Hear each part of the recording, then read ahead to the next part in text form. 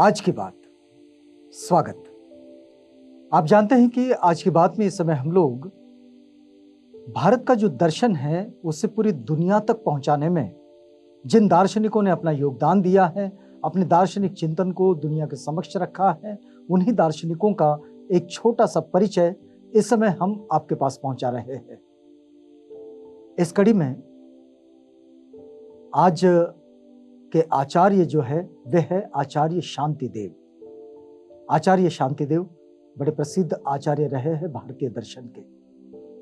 आचार्य शांतिदेव का ये जो परिचय है, ये परिचय हम आपके पास पहुंचा रहे हैं। इसका जो आधार है वो है ये पुस्तक जो हमारे हाथ में है, और इस पुस्तक का खास परिचय ये है कि दरअसल यह एक शोध अध्ययन है प्रोफेसर डॉक्टर राजेंद्र प्रसाद शाक्य का।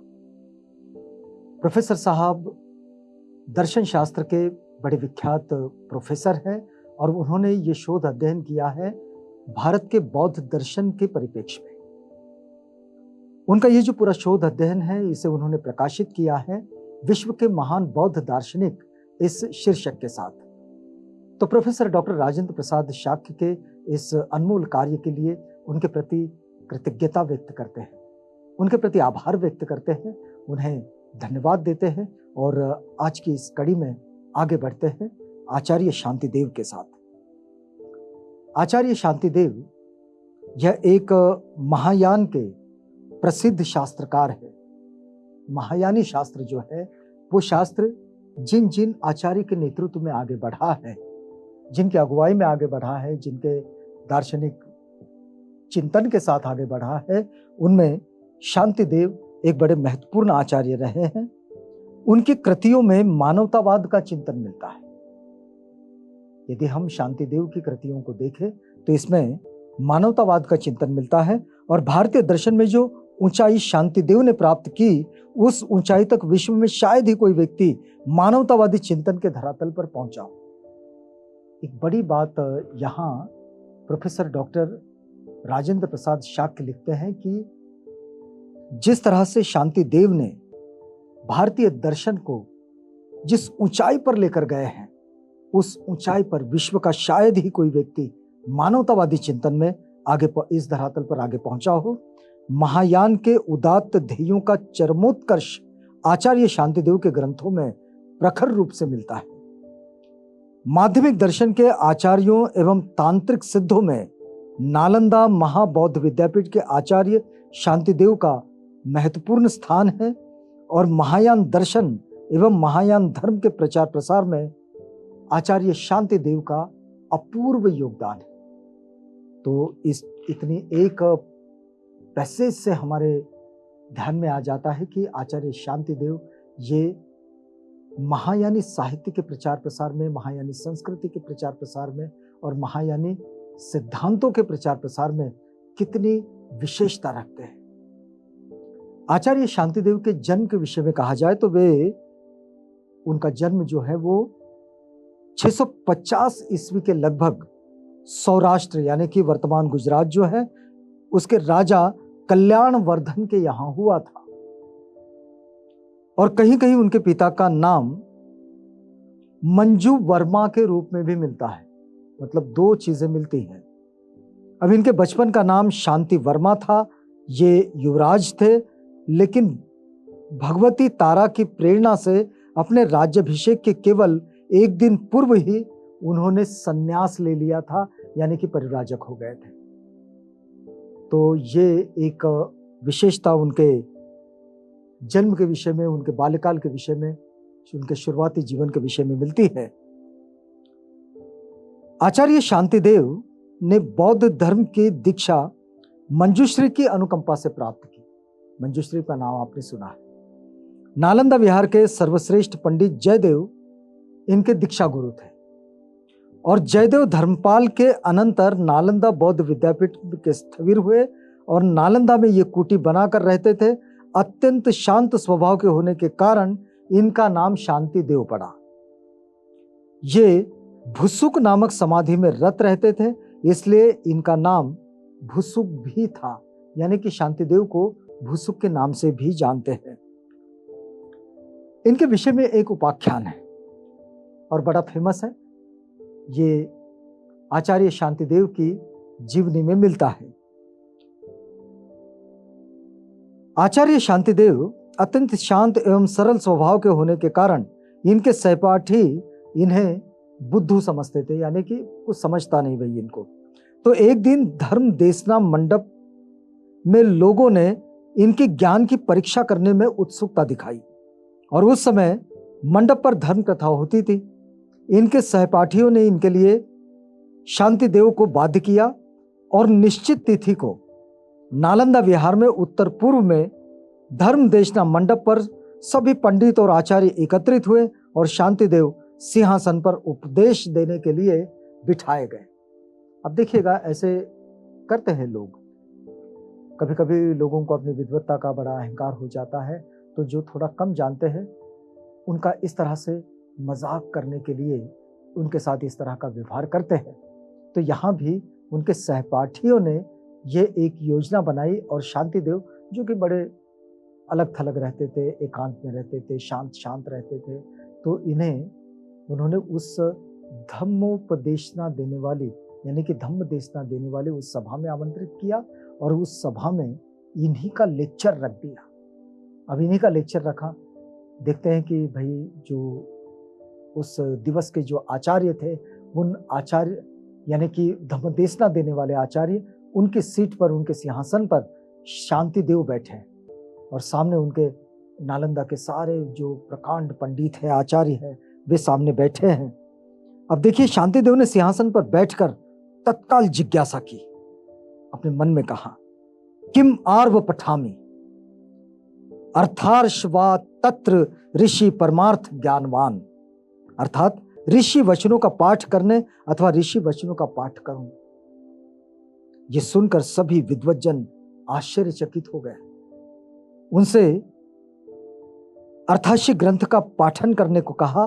तब उन्होंने उनका जो स्वरचित ग्रंथ है आचार्य शांतिदेव का, बोधिचर्यावतार, तो इसका पाठ शुरू कर दिया और पहला ही वाक्य उनका आया कि सुगत कहते हैं बुद्ध को, सुगत ने हर प्रकार के बुरे विचार, व्यवहार और आचरण का परित्याग किया है और तत्व ज्ञान को प्राप्त किया है। बोधिचर्यावतार में शांतिदेव का उपदेश है कि जब बुद्धि के सामने भाव और अभाव दोनों ही नहीं रहते, तब उसके सामने कोई और गति नहीं होती और वह स्वयं ठहर सके, इसकी स्थिति बनती है। तो ये जो बोधिचर्यावतार का ये पाठ करना और ये वाक्य सबसे पहला पढ़ना उन्होंने शुरू किया, तो सब बिल्कुल आश्चर्यचकित हो गए। और इस तरह से शांतिदेव का परिचय भी लोगों के सामने आता रहा कि शांतिदेव भले ही शांत है, लेकिन वे एकांत में रहते हैं, लेकिन उनकी समझ जो है वो बड़ी गहरी है, उनका चिंतन जो है वो बड़ा गहरा है।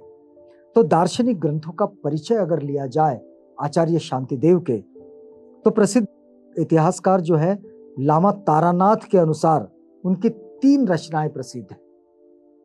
कौन सी 3 रचनाएं? एक तो बोधिचर्यावतार, दूसरा शिक्षा समुच्चय और तीसरा सूत्र समुच्चय।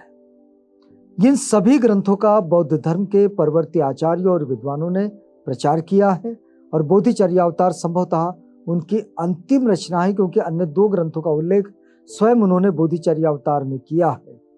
तो वर्तमान में शांतिदेव के 2 ही कृतियां प्राप्त हैं, एक तो शिक्षा समुच्चय और दूसरा बोधिचर्यावतार। तो इस तरह से इनके ये ग्रंथों का परिचय आता है। बोधिचर्यावतार जो है ये महायान संप्रदाय का या फिर महायान सिद्धांतों का बड़ा महत्वपूर्ण ग्रंथ है, जिसने महायानी सिद्धांत को प्रकट किया है, उसको प्रकाशित भी किया है। यह मानवतावादी साधना का बड़ा अपूर्व ग्रंथ है। इस ग्रंथ में मानवता के साथ संपूर्ण विश्व की अखंडनीयता, उसकी मूलभूत एकता की प्रखर अनुभूति है कि पूरे विश्व में जितनी जीव सृष्टि है, इस जीव सृष्टि पर प्रकाश डालता हुआ और उसको अपनी दृष्टि में लेता हुआ एक बड़ा ही महत्वपूर्ण ग्रंथ है ये। आचार्य शांतिदेव का ग्रंथ बोधिचर्यावतार धार्मिक के साथ साथ दार्शनिक ग्रंथ भी है। मतलब हम उसे एक धार्मिक ग्रंथ तो कह ही सकते हैं, उसे एक दार्शनिक ग्रंथ भी कहना होगा।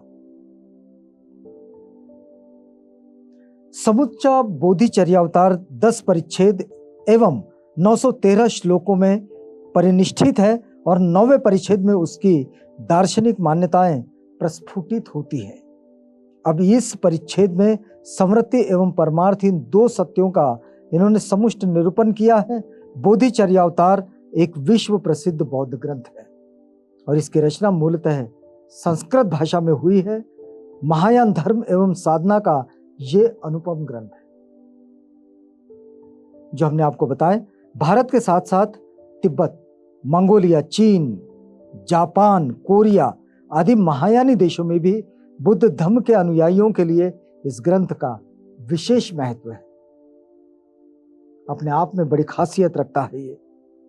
और बोधिचर्यावतार में बोधिसत्व का दर्शन यानी कि बोधिसत्व का आदर्श जगत के दुखों को अपना दुख समझाता है। यह अनुभूति शांतिदेव के उद्गारों में अत्यंत सुस्पष्ट रूप से प्रकट की गई। शांतिदेव की यह अनुभूति है और ये उन्होंने बड़े ही गहराई से इसको उन्होंने स्पष्ट किया है बोधिचर्यावतार में। संसार में स्वर्ग, मोक्ष, निर्वाण तो दूर की बात, बोधिसत्व साधक जगत के प्राणियों के उद्धार के लिए स्वर्ग निर्वाण की प्राप्ति को भी ठुकरा देते हैं।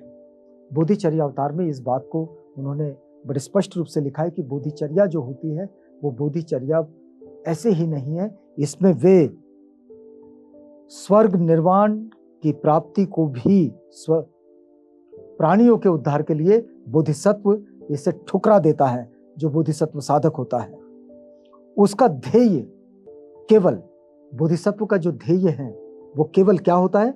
मैत्री, करुणा, मुदिता और उपेक्षा भावना से दुख में जगह में प्राणी मात्र के उद्धार की कामना।